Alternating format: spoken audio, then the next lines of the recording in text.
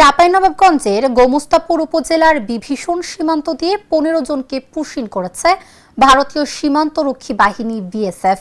রোববার ভোরে ভারত থেকে তাদেরকে বাংলাদেশের অভ্যন্তরে ঠেলে দেওয়া হয়। পরে বিজিবির বিভীষণ বিওপির টহল দল তাদের আটক করে।